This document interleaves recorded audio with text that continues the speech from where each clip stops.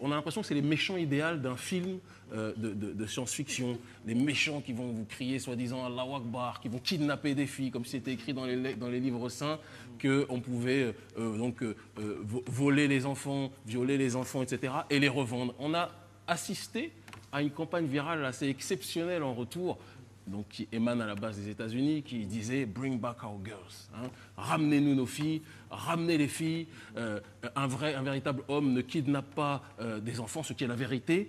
Et toute personne éprise de morale ne peut être que touchée par cet élan de solidarité internationale contre ces méchants enturbanés sortis non pas de Walt Disney, mais de Mamadou au pays, non pas des merveilles, mais des horreurs. Mais la nuance après ce conte de fées et de taille, lorsqu'on creuse véritablement sous l'aspect géopolitique des choses et qu'on regarde l'envers du décor de cette campagne politique et médiatique rondement menée.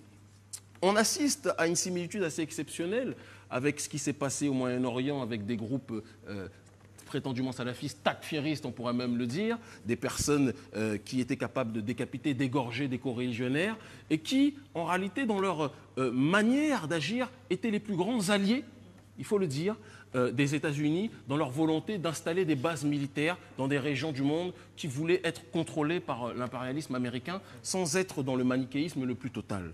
Et on voit en Afrique que derrière ces sympathiques, et c'est ironique de le dire, membres de Boko Haram, il y a quelque chose dont on parle très peu, l'Africom. Je ne sais pas si vous avez déjà entendu parler de l'Africom. Qui en a entendu parler autour de cette table? Non, personne. Alors, l'Africom, c'est un commandement militaire US spécialement dédié à l'Afrique, qui se déploie de manière spectaculaire, progressive mais spectaculaire sur le continent africain, comme par hasard dans des endroits où les richesses minières, où le pétrole est très présent. C'est un hasard, hein. On ne va pas dire que c'est simplement pour le pétrole que ces forces américaines sont là. Et ce groupe qui est Africom a été fondé par l'IASPS, donc c'est l'Institut d'avancée stratégique des études politiques, un groupe, un think tank israélo-états-unien, tiens, convergence d'intérêts, mais on dira que c'est un hasard.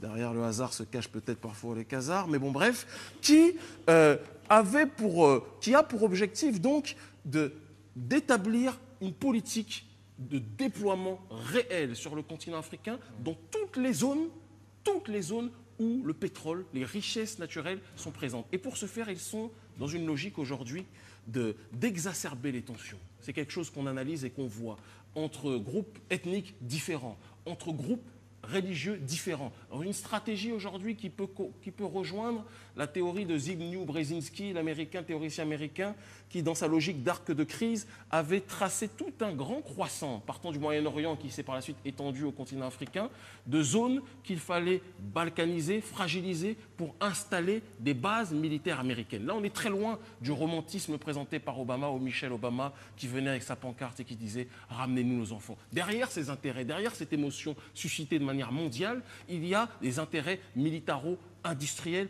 plus que jamais présents. Il y a aussi une volonté qui va dans le sens quelque part du plan Oded Yinon, plan israélien, comment dirais-je, d'exacerber, comme on disait tout à l'heure, les tensions, mais surtout de diaboliser aussi une partie de la population, qu'elle soit religieuse, en l'occurrence sur ce point, l'islam. Vous remarquerez que grâce à ces comédiens de Boko Haram qui se présentent comme des gardiens de la religion musulmane, et là je parle non pas en tant que chrétien musulman ou autre, mais simplement en tant qu'analyste africain, le taux d'islamophobie a grossi de manière spectaculaire dans le monde grâce à ces gens qui se présentent comme des alliés, soi-disant, de la religion.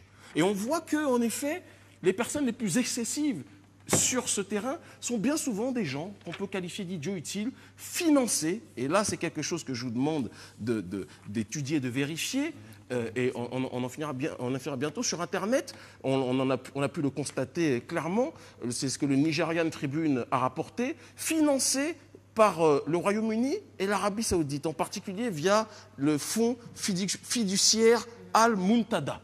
D'accord ? C'est quelque chose qui a été dévoilé en 2012. Donc on a des personnes qui sont soi-disant combattues par des justiciers occidentaux et qui, de l'autre côté, sont financés aussi bien par les arabo-mondialistes, les pétromonarchies du Golfe comme l'Arabie saoudite d'un côté, et par les puissances occidentales qui se présentent officiellement comme les ennemis du terrorisme, mais qui en sous-bassement sont dans une démarche de les financer. Et je donnerai juste une petite parabole, si Babacar me permet de conclure dessus, qui est intéressante. C'est un petit peu comme un boutiquier qui vient d'ouvrir son magasin. D'accord ? Bien souvent, lorsqu'on voit la mafia qui veut être financée par justement ces boutiquiers qui s'installent sur un terrain qu'ils estiment être juteux, on voit bien souvent des casseurs pour fracasser la boutique et après la mafia dit si vous voulez, on vous donne de la protection, on vous assure votre protection en échange d'une rémunération. Ben, c'est exactement ce qui se passe à l'échelle géostratégique. C'est ça qui est grave, c'est que les Américains, tout le monde sait que le Nigeria, aujourd'hui, est devenu depuis quelque temps la première puissance économique africaine. Et comme par hasard, c'est à cette période-là que nos amis de Boko Haram émergent. Et les Américains, qui sont des êtres de justice, je parle des dirigeants, la population n'a rien à voir dedans et subit parfois la politique de ces gens-là, les Américains viennent, comme la mafia le fait, après avoir financé, et ça c'est des choses qui sont vérifiables, ces groupes-là viennent jouer les justiciers, installer leur base militaire, et j'appelle tout le monde à la conscience politique, à la conscience morale et ne pas tomber dans le piège qui voudrait que les chrétiens, les musulmans, les traditionnalistes africains se tapent dessus pour des intérêts étrangers. Il est temps qu'on se reparle, il est temps qu'on analyse qu'aujourd'hui le terrain africain est une richesse naturelle pour tout le monde vient piocher et s'il le faut, les oligarques sont prêts à monter les populations les unes contre les autres pour pouvoir creuser sur notre sol. Il faut qu'on réfléchisse à ça. Voilà. Est-ce que vous avez des réactions peut-être sur ça ? Très belle analyse. Oui, trop belle même. Je pense que ça